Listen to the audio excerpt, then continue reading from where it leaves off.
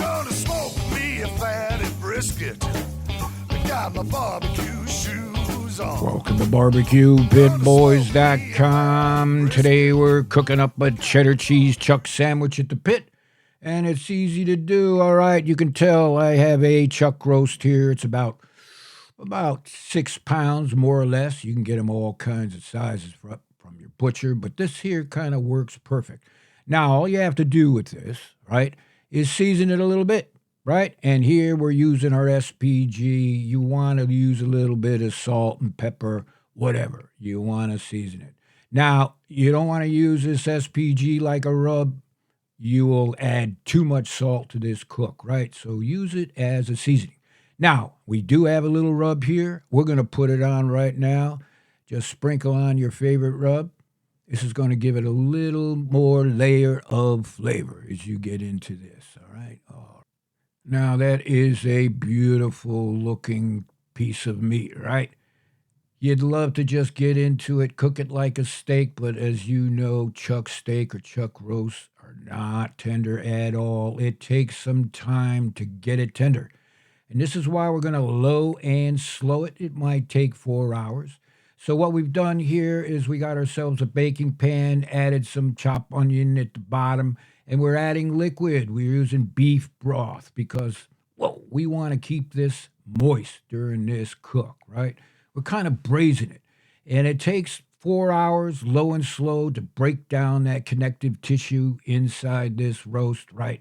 So it melts, becomes tender. So we've got this kettle grill dialed in about 250 degrees Fahrenheit. Take your time. That's what makes a real tender roast. Simple enough. Oh, now we're about maybe an hour into this, hour and a half, and we're just turning around the pan to get some more even cooking because we've got that charcoal indirect. We're using this grill like an oven. Oh, yeah. Now here we're just doing some painting. And get your favorite paintbrush and paint it every time you got a shot, right? All right. Now, take a look at that. We're about 2.5 hours into this, maybe more, right? We're doing some more painting. And now we're going to add a little bit of smoke. Now, that's optional, of course, because that natural lump in there is giving us plenty of smoke. But we're going to kick it up a little bit, right? And we're going to add some wood chip.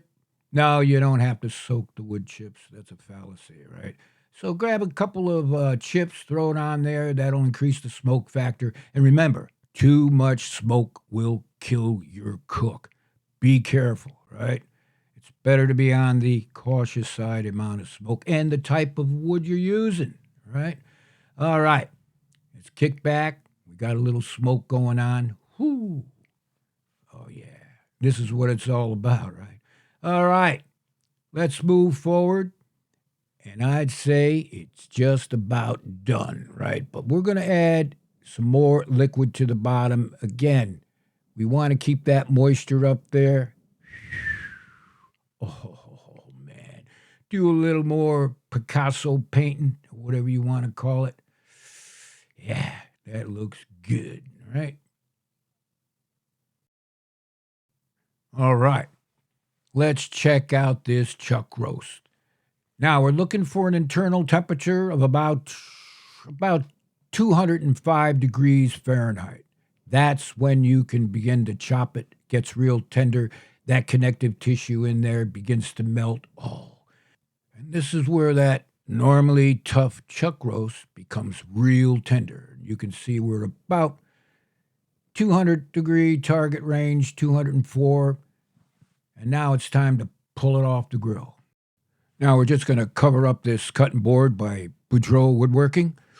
Thank you, bros, for sending us that awesome cutting board. All right. Now, this is the good part. Whoo!